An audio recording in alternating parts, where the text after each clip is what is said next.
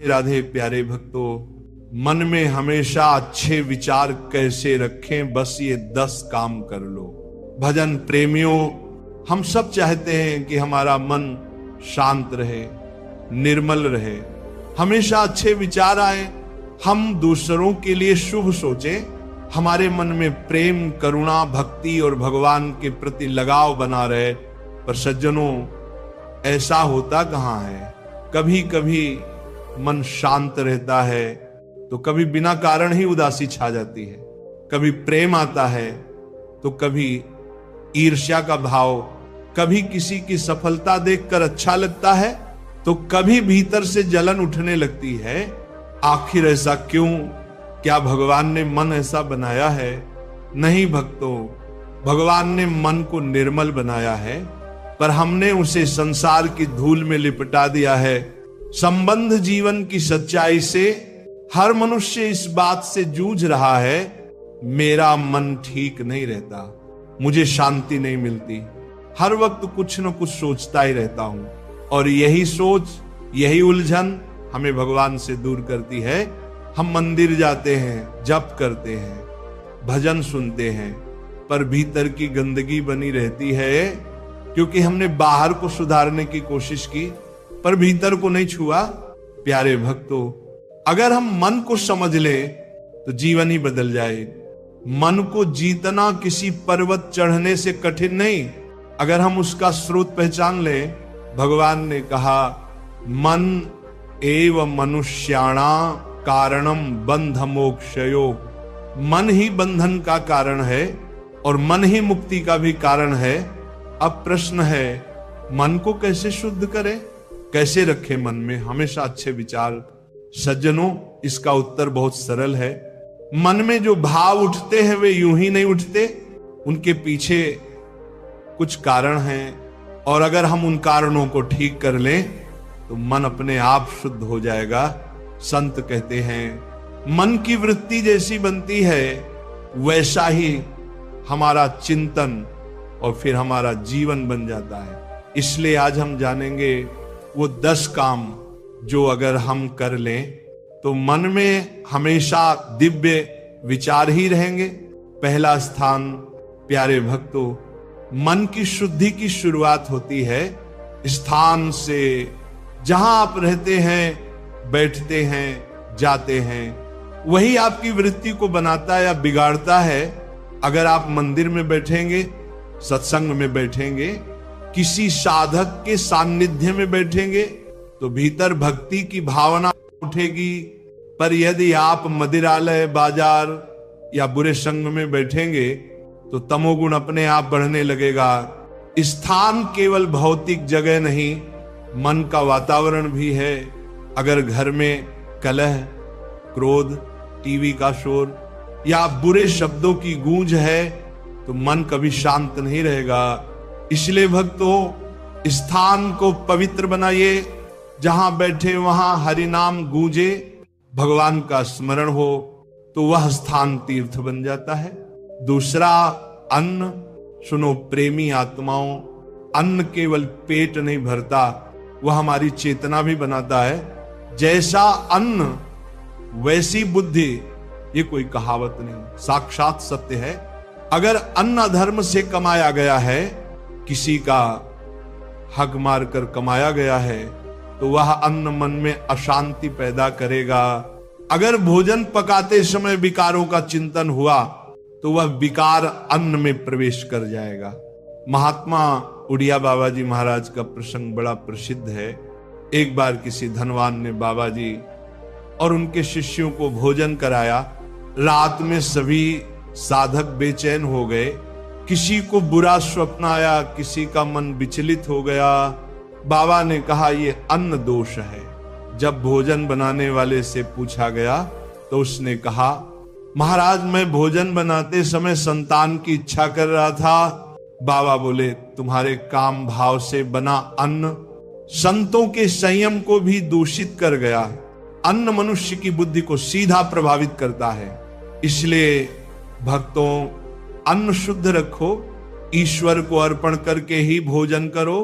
भोजन नहीं, प्रसाद पाओ, फिर देखो विचार कितने दिव्य हो जाएंगे।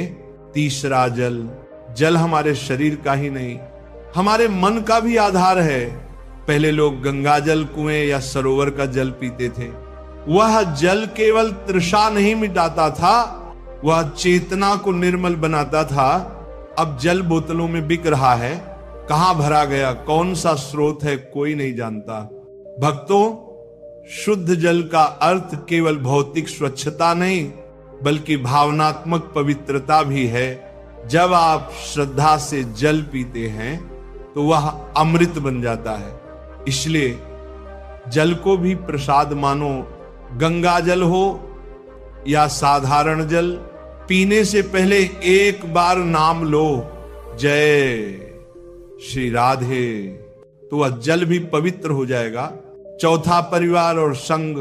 प्यारे भक्तों, आपके साथ कौन रहता है, ये बहुत महत्वपूर्ण है। परिवार या संग ही हमारी वृत्ति को गढ़ता है। अगर संग सात्विक है तो मन में सदा ईश्वर की भावना रहेगी। अगर संग रजोगुणी या तमोगुणी है तो मन विकारों में उलझ जाएगा। संग ही रंग है, जैसा संग वैसा रंग। जैसे लोहे का टुकड़ा अग्नि में लाल हो जाता है, वैसे ही साधक भी संत संग में तपकर चमक उठता है। इसलिए साधक को चाहिए कि वह संत, भजन प्रेमियों और सत्संगियों का संग रखे। कुसंग से जितना दूर रहो, मन उतना ही शांत रहेगा। पांचवा, पड़ोस। भक्तों, पड़ोसी का प्रभाव भी मन पर पड़ता है। अगर बगल में झगड़ा, कलह, अशांति है तो उसकी तरंगे भी आपके मन को छू लेती हैं, कहा गया है। रावण जैसा पड़ोसी होने से समुद्र को भी दंड झेलना पड़ा। राम जी ने समुद्र पर बाण साधे क्योंकि उसके पड़ोस में अधर्म था। इसलिए अपने आसपास के वातावरण को भी सात्विक बनाओ। जहां कलह हो वहां मौन रखो, जहां निंदा हो वहां नाम जपो, और जहां प्रेम हो वहां अपना हृदय खोल दो। छठा दृश्य, सुनो भजन प्रेमियों, ये कलयुग का सबसे बड़ा जाल है मोबाइल का दृश्य। मोबाइल भगवान बन गया है, हर चीज उसी में है, भजन भी, भागवत भी और विकार भी।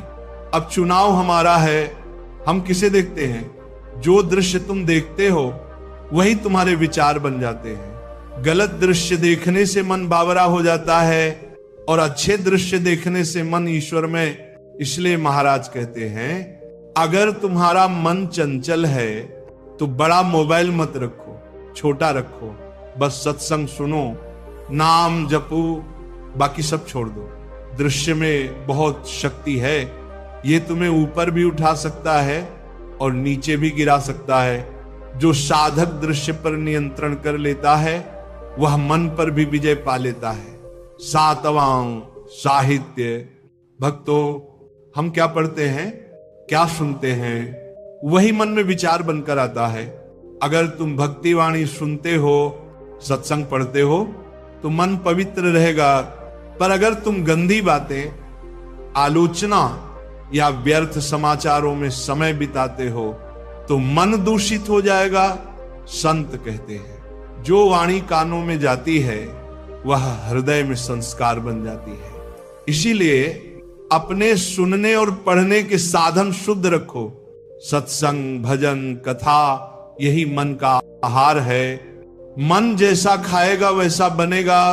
आठवां, वाणी और आलोचना। भजन प्रेमियों, वाणी बड़ी शक्तिशाली है। कहा गया है, वाणी में वरदान भी है और शाप भी। जिस मुख से निंदा निकलती है वह मुख कभी शांति नहीं पा सकता। निंदा करने से पहले सोचो, क्या मैं उस व्यक्ति से बेहतर हूं? अगर नहीं तो मौन रहो, मौन साधना है। संत कहते हैं, जितना बोलो उतना बंधो, जितना मौन रहो उतना मुक्त हो जाओ। मौन मन को स्थिर करता है और स्थिर मन में ही भगवान वास करते हैं। नौवां, आजीविका।